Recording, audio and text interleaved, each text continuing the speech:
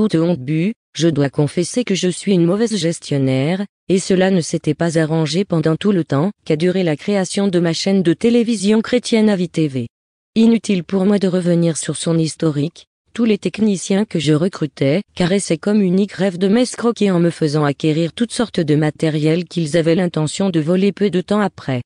Pas un trimestre ne se passait sans que l'on me remette une liste d'appareils à acheter, et je m'exécutais. Ne disposant donc pas d'autre source de revenus en dehors de ma pension de réversion, toutes les fois que je dilapidais tout ce que j'avais reçu en une semaine, il me fallait attendre 2 autres mois et 3 semaines, sans un sou. Ce trimestre-là en était l'exemple même. Je m'étais retrouvé plongé dans une galère financière et, eu égard à mon zèle pour Dieu, il était donc tout à fait normal que je me mette à genoux et que je demande de l'aide à Dieu. Ce jour-là, je ne demandais à Dieu qu'un billet de 2,000 francs CFA. Fort heureusement pour moi, l'échéance de mon loyer tombait seulement à chaque trimestre. Il ne me restait donc que des soucis existentiels et, parmi eux, mon employé de maison, qui ne percevait pas entre-temps son salaire. C'est une dame de l'école biblique qui me l'avait présenté, et j'avais découvert par la suite que cette personne racontait à l'école tout entière ce qui se passait chez moi. Je ne savais pas qu'elle était, parallèlement, un agent. Toute l'école biblique savait déjà que je me trouvais dans un tel état de misère que j'étais incapable de lui verser son salaire. Je décidai donc d'en parler à Dieu. Je lui rappelai qu'en tant que sa fille, il m'avait promis que je ne serais jamais dans l'embarras. Dieu me répondit spontanément de me lever pour aller fureter dans ma maison. Je me levai donc et je commençai à fouiller dans ma coiffeuse, où j'avais l'habitude de garder de l'argent. Mais je ne trouvais rien. Alors, à l'heure de dormir, je lui rappelai ce qu'il avait dit, dans Matthieu 11, 28, « Venez à moi, vous tous qui êtes fatigués et chargés, et je vous donnerai du repos. » Je lui fis comprendre qu'il était temps pour moi de dormir et que je remettais mon problème entre ses mains. Et je m'endormis sur mes 4 oreilles. Le matin, je me rappelais que j'avais oublié des documents très importants dont j'avais besoin au bureau. Or, je n'avais plus d'essence dans ma voiture.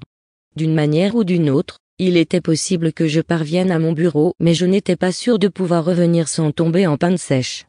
En tout état de cause, il fallait que j'y aille, mais je n'avais même pas de quoi prendre un taxi.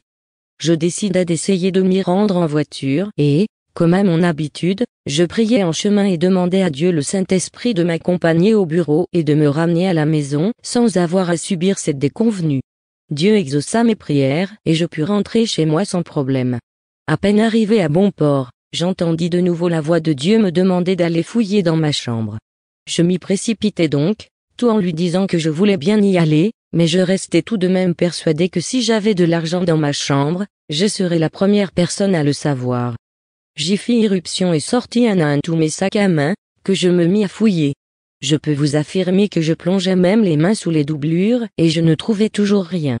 Parvenu au dernier sac, un sac dont je ne m'étais plus servi depuis 2 ans, année où j'avais organisé ma conférence à l'hôtel, je fouillais aussi, en vain. Il ne me restait plus qu'à vérifier dans ses poches externes. Il y en avait 2. Je fouillais la première, sans succès. Lorsque je mis la main dans la deuxième poche, j'y découvris, bien enroulé, 7 billets de 10,000 francs CFA. Je n'ai jamais été aussi contente d'avoir de l'argent, comme je l'ai été ce jour-là. J'ai béni et glorifié Dieu le Saint-Esprit en pleurant de joie. Mais quelques jours plus tard, mon technicien me suggéra d'étendre mes prestations et d'ouvrir un studio de musique. Il réussit à me convaincre que le studio me fera plus rapidement gagner de l'argent.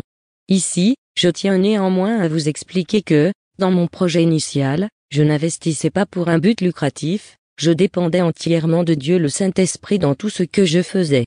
Je lui prêtai donc une oreille attentive et il me conseilla de demander un prêt. Je pris donc le téléphone et j'appelai un ami médecin en France qui accepta de me prêter de l'argent. Pendant que je parlais à cette personne, je sentis des griffes invisibles me serrer le cœur jusqu'au point où je ne pus me retenir de crier. Les gens aux alentours ne comprenaient rien de ce qui se passait et, d'ailleurs, même si je le leur expliquais, ils seraient incrédules. J'avais reçu l'argent comme promis. J'achetais les appareils, que le même technicien essaya de me voler quelques jours plus tard. Ce fut vraiment par grâce qu'il ne réussit pas son coup, d'autant plus qu'il m'avait volé même mes frigos et mes escabeaux. Il voulait tout me prendre, jusqu'à l'une de mes voitures, mais elle refusa de démarrer grâce à son électronique. Ayant persisté dans la désobéissance à Dieu, lui qui voulait m'amener à dépendre complètement de lui, me lâcha. Eh oui, Dieu le Saint-Esprit me laissa tomber quelque temps. Je restai donc 1 mois et demi à la maison sans argent, mon congélateur nettoyé, ne pouvant pas mettre l'essence dans ma voiture, mais, toujours est-il que je ne suis jamais morte de faim. Je savais que j'avais heurté la sensibilité du Saint-Esprit et je passais mon temps à lui demander pardon. Dieu ne veut pas que nous fassions les choses d'une façon charnelle. Il aimerait que nous soyons comme des petits enfants et que nous dépendions de lui. Il peut nous nourrir, nous donner de l'argent, nous garder en santé, etc. Il nous a créés et il nous aime au-delà de tout amour. Il est à même de satisfaire tous nos besoins. Il dit, malheur à celui qui se confie en l'homme. Eh oui, les hommes vont toujours nous décevoir, mais lui ne nous décevra jamais. Il a envoyé des corbeaux nourrir Élie, il est le même hier, aujourd'hui et éternellement, et c'est ainsi qu'il dit, dans Matthieu 6, 26, regardez les oiseaux du ciel. Ils ne sèment ni ne moissonnent, et ils n'amassent rien dans des greniers, et votre Père céleste les nourrit. Ne valez-vous pas beaucoup plus qu'eux?